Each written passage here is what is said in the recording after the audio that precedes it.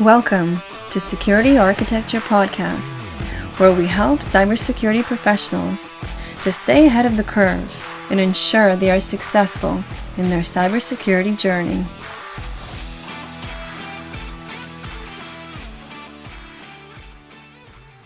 Hi, I'm Evgeny. Hi, I'm Dimitri. We have Dan here from SOPHOS. Dan, can you please tell us about yourself and the company? Sure. My name is Dan Schiappa. I'm the Chief Product Officer at SOPHOS. We're a cybersecurity company. It's been around since the late 80s, so we've been one of the long-term companies here, and I'm here to talk a little bit about what we're doing and what the world looks like. You guys made amazing announcement in the beginning of May related to XDR and also something very intriguing called ACE.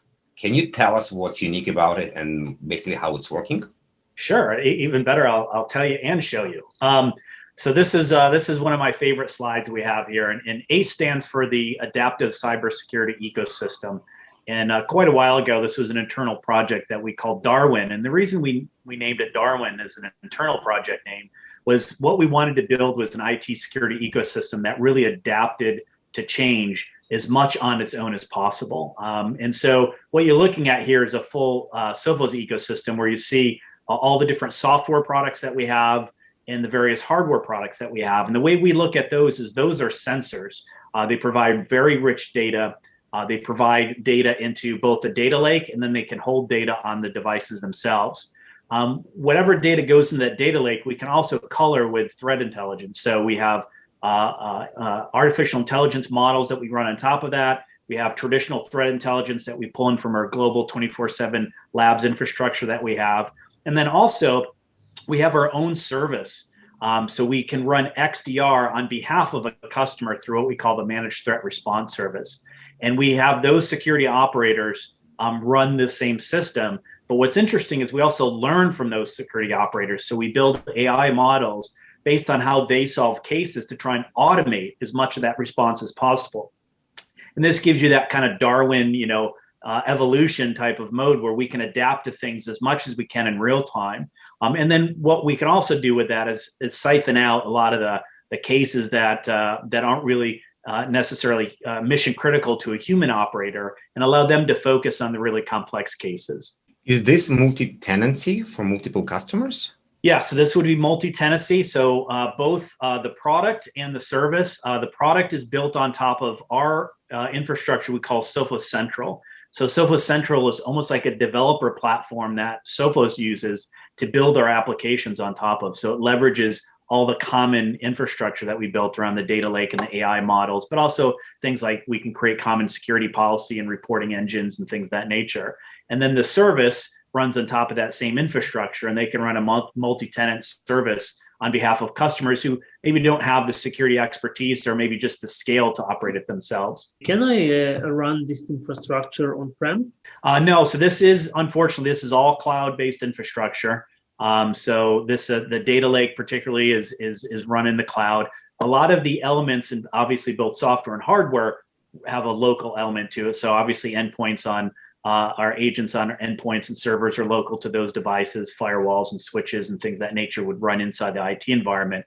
But kind of all the magic happens in SOPHOS Central, which is operated in the cloud.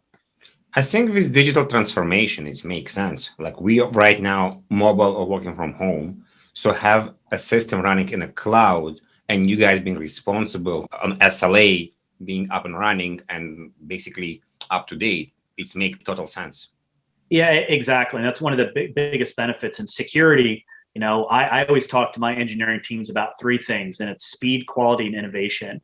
And there's a reason for that. It's not because I worry about what one of my industry competitors do. I worry about what my adversaries do. And so the adversaries are very well funded. They're tremendously innovative, and they move very fast. And so as a result, we have to as well. So when I do have a lot of intelligence in the cloud, or I can make rapid updates to a product in the cloud, it just helps with that speed and that ability to innovate as well. This brings us to the next question. SOPHOS has been around for a long time. Tell us a bit more about the threat intelligence trends you see and how SOPHOS stays ahead. Yeah, great. Yeah, so we've been around since the late 80s.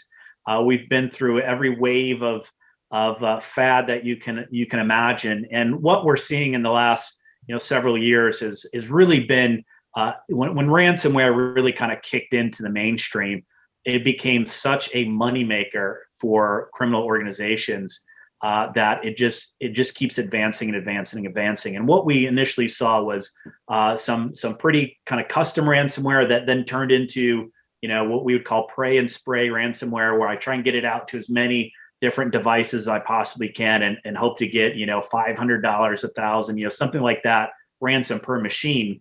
And then you get a little more advanced with something like WannaCry, where it leveraged vulnerability inside the Windows kernel, and it used that vulnerability to self-propagate inside of an organization. So it was very disruptive, and the purpose there was to be as disruptive as possible to get that ransom. What we've seen over the last couple of years is really that game has been amped up, and what they do now is they use very nation state-like tactics to do a combination of hands-on attacking plus, you know, ransomware and some other tools, and they do it very smart. They use a lot of existing IT tools, what we would call living off the land. So things that may already exist in the IT ecosystem, using things like PowerShell, something that an admin may use, using other admin tools to distribute software. But then they also find very simple ways to get in. I mean, that's still the amazing thing, is they'll find an RDP port open to the internet. They'll continue to use some pretty sophisticated phishing campaigns to get access. But once they get in, they get really stealthy and they try to not be disruptive. And they sit around for quite a long time inside your environment doing reconnaissance to understand where the critical data is. Because now they're not after that $500, $1,000 to $2,000 ransom. They're after the multi-million-dollar ransom. And so they want to get to the very, very valuable data. They want to make backups not work, so you can't use that as a recovery mechanism. And then what we're seeing in a lot of the cases now is they actually also exfiltrate that data, and they use it for exploitation and really not just the ransom to get the keys back to decrypt your data, but they want to post information that they obtain from you if you don't pay the ransom. So it's really kind of exercising that second step to say, hey, if you even have backups that made it, we're still going to release all this information to the public. Yeah, definitely very advanced tactics and approaches that the adversaries are using. And all of these leaks that happening with, as you mentioned, RDP ports are open, are very hard to identify unless you have the ability to connect the dots. Precisely. And you know, I'll jump to my next slide here to kind of show you one of the ways we think it's connecting the dots. So if I drill in to the XDR component of what you saw on the ACE slide, EDR is a really powerful tool, but it's really focused on your endpoint and server environments. And so you can get a lot of insight to what's happening in an organization by looking at that, but you're really limiting kind of the aperture of your view to just that. And so as you just mentioned, Dimitri, the more I can open that view up and I can see multiple things, I can identify now through network tools, for example, of, all right, look, you have an open RDP port, you should close that. So that's more risk than necessarily looking at an attack, but it shows you the ability to say, hey, I'm going to use this XDR tool and the network component to try and remediate any potential risks that I have open. If I do see somebody accessing an RDP port, I should be able to pull that through my NetFlow data and be able to go and either take action against that or understand that that's the first step of a multi-prong attack. I also have the ability to look at things like email logs, so I can understand if I see a trend where people look to be trying to phish my employees, or somebody opened an attachment or clicked a link in an email, I can trace that back to the beginning. And that's very, very important from a threat intelligence perspective and an investigation perspective. Understanding where that entry point was and where the beginning of the attack happened really allows all the subsequent steps to unfold and for you to conclude that investigation, hopefully before the final step of the attack takes place. So in this case, I'm guessing you guys have presence on the endpoint, on the email, on the mobile. You collect all the information. Do you guys use this threat intelligence only for your customers, across the customers, or maybe even sell it to as it is? Yeah, so we do have the ability to license our threat intelligence out. So we do that in a couple different ways. We have OEM relationships where we license our threat intelligence to other organizations.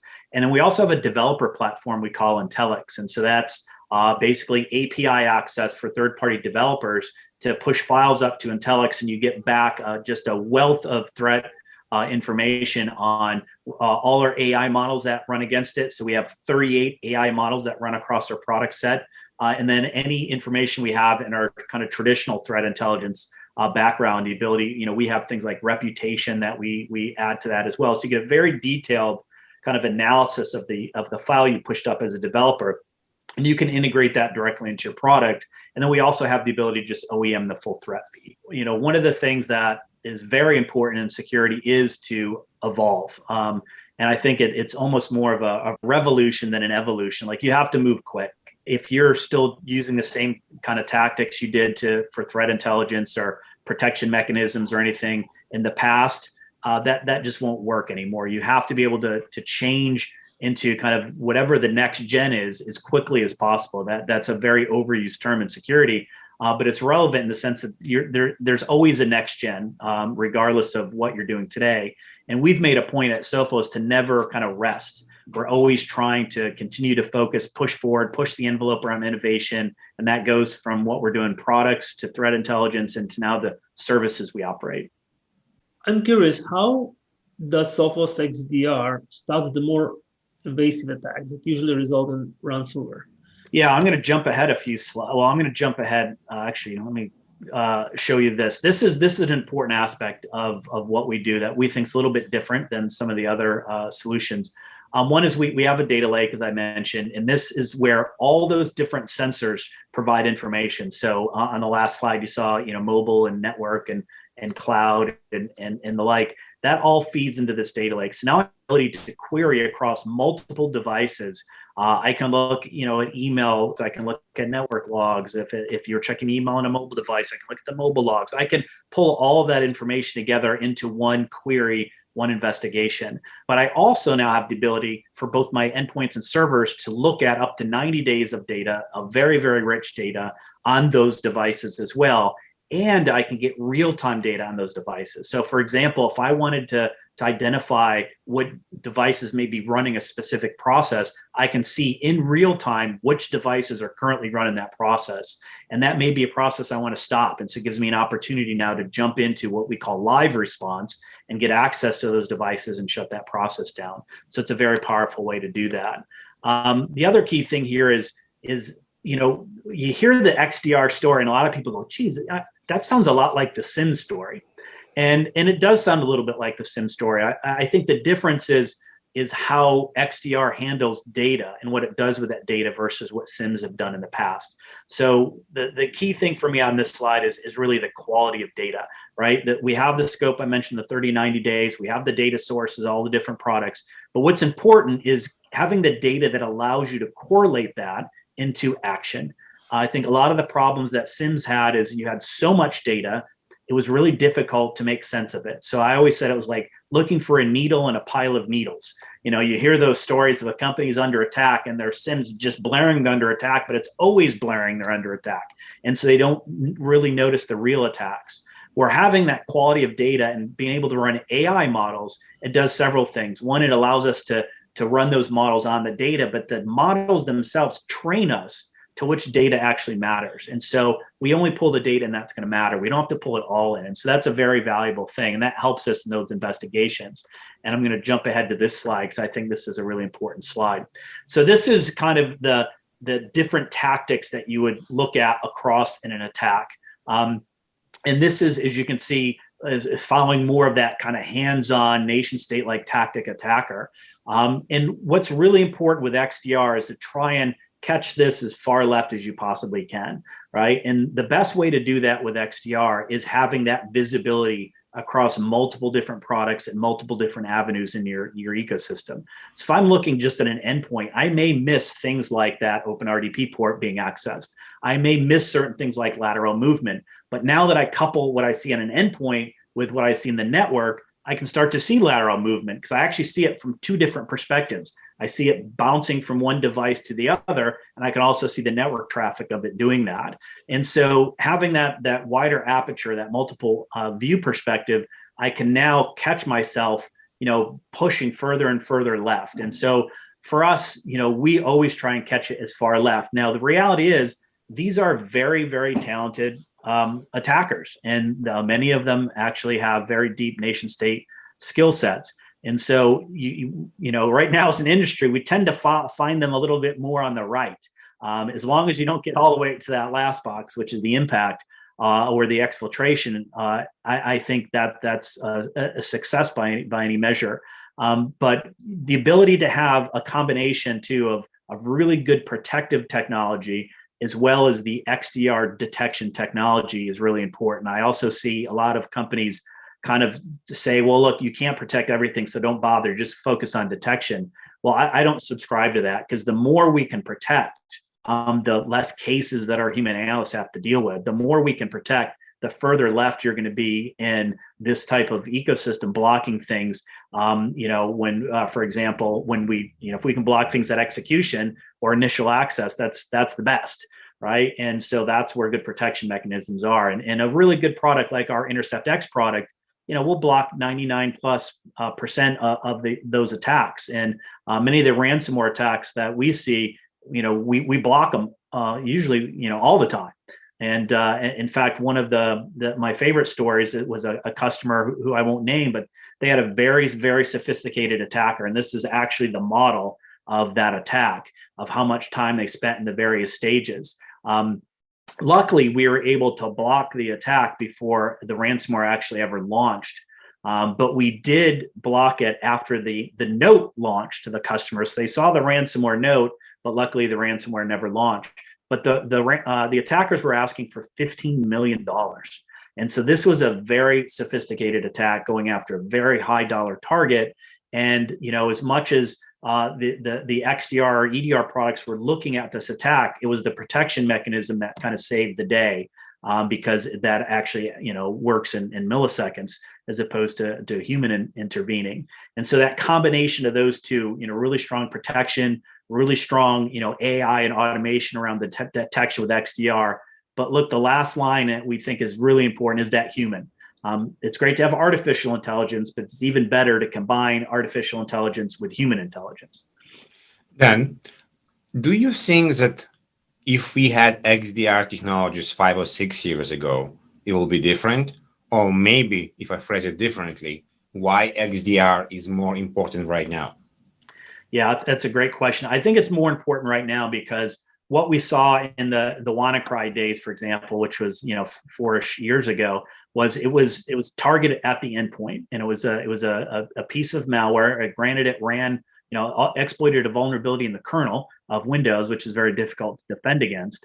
But it was, you know, pretty much isolated to the endpoint. It used obviously communication protocol to propagate itself, but the technologies at the time were not adequate, or we wouldn't have had a great success. SOPHOS technologies did block that, but it was really an endpoint specific and centric attack.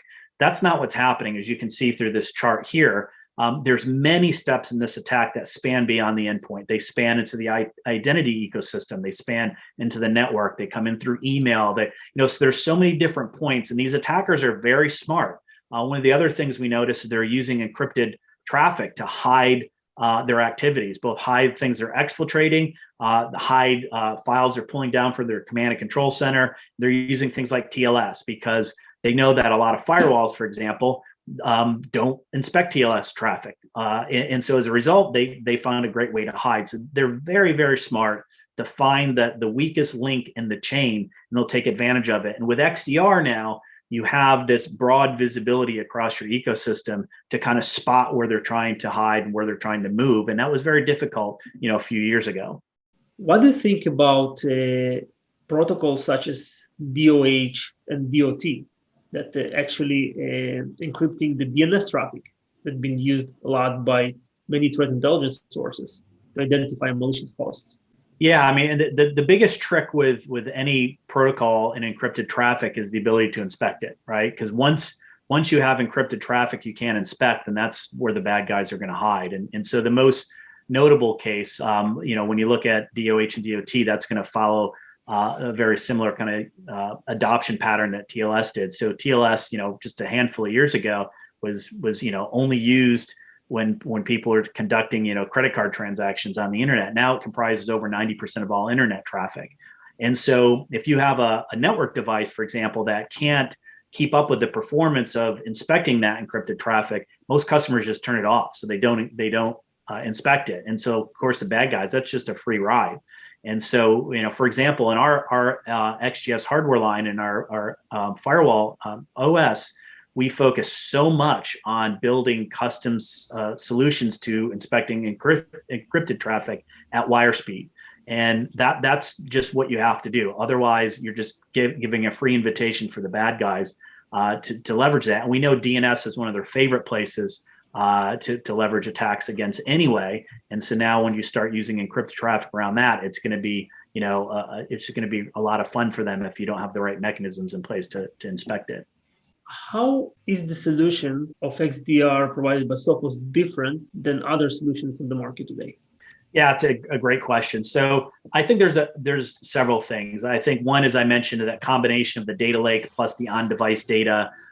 We have a querying language that's based on OS query. We built our own extensions. We call it live query. So it allows us to do queries against both that data lake and the on-device information. And then we have something called live response, where you can immediately jump on a device and take action very quickly. So it cuts down the response time from the human operator.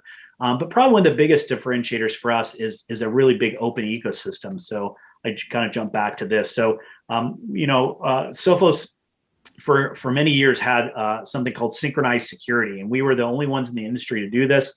Frankly, we're still the only ones in the industry to do this, where we can share threat intelligence directly between products with no human intervention. So our endpoint can share information with our firewall, and an action can be automated based upon that. So for example, if I see a ransomware attack on an endpoint, the firewall can disconnect it from the internet, so there's no command and control communication. The access point can disconnect it from the intranet, so there's no lateral movement possibility. And once the endpoint self-heals and cleans it up, it gets back to a healthy status, then the firewall connects the internet again, and the AP connects the intranet. And that's all happens automatic. And people love that idea, but it was a closed system. It was just Sophos products that did that. And so now with our kind of concept we call APIs everywhere, is we're opening up our entire XDR ecosystem to third parties to participate. So not only do we have those Sophos sensors capable of providing information, but we have third-party competitive products that can now play in this ecosystem as well.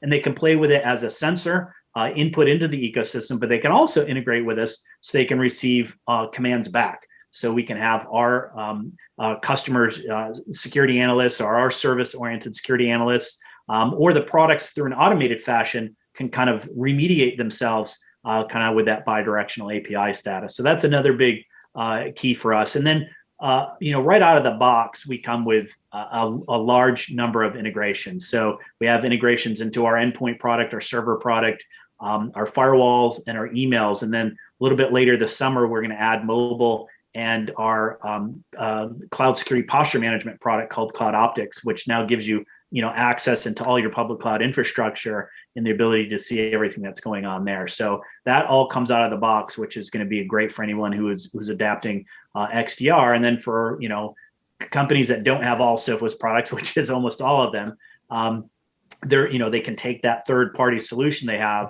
and integrate that in with APIs. And many of those vendors do that themselves. And you can kind of see some examples of some of those vendors who've already integrated into our system. Some are operators themselves, or MSSPs running services on behalf of customers, and some it's other SOAR and SIM products that have integrated into the ecosystem as well. Dan, I'm wondering, all what you show right now, I'm guessing, is part of the new ACE architecture. Maybe you have a customer example of how ACE architecture help a customer to be more productive, to be faster to response. Yeah, so another great question. So how does this all work in practice? It's very easy to throw a architecture slide up here and talk to it, but the key thing for us is the customer story I mentioned before, where they got the $50 million ransomware, but we blocked it. They were part of this ecosystem, and what really helped them was having that visibility. So once we blocked it, then they were able to jump into the ACE ecosystem and into their XDR product and start to look at what happened. And because they had various inputs, they're able to see that attack unfold. They can see where they had weaknesses in their IT ecosystem. In this case, there was access to an open RDP port. So they learn that through the investigations. So now they're able to improve their security posture by exposing that during the investigation. But the key thing here and how this works is it's that combination of AI and human intelligence, right? The ability to automate as much of the response as possible and then present information in a very consumable way, in a very powerful way. That live query capability we have is incredibly powerful in the hands of a security operator. But what we've also done is we tried to make a product that's consumable by an organization that's not as sophisticated. And so, for example, with our live queries is we have something we call canned queries, and that allows us to publish queries into this environment that if you were doing an investigation, you may not have the skills to know what queries to build out yourself. So we'll pre-populate a bunch of queries for you, and we leverage that security operator box of intelligence to understand, hey, what queries were relevant and helpful to our service operators in the managed threat response service, and we can publish those queries into that for customers. So, for example, when Hafnium broke out, we immediately published queries into the XDR product to see if you were impacted by Hafnium. And so even if you were a very sophisticated analyst, we just made it super easy. You didn't have to go and create those queries. You can just do that for you.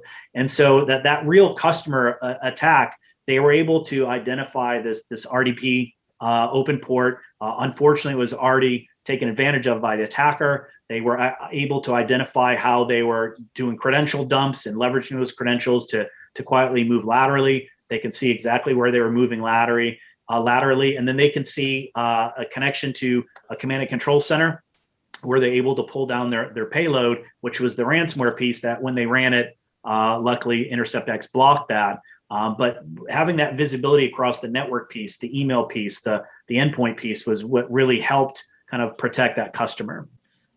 Dan, I have another question. You mentioned that the data lake can keep the logs for 90 days. If customer wants to increase the retention time, can they do it? Yeah, it's a great question. Absolutely. So one of the things that we've done based upon this kind of API ecosystem is we have this concept of bringing your own S3 bucket. So you have the ability to integrate your own storage into this environment and keep the data as long as you want. And so what we've seen is 90 days of data is really good data for a threat investigator. Very rarely is an active case go beyond 90 days, but some companies need to keep the data for compliance perspectives. And so now they have the ability to store it as long as they want by basically bringing their own S3 bucket, integrating that via API. This architecture is very sophisticated and smart. Is there a perfect customer that can use it? It's a medium, small enterprise, I'm wondering.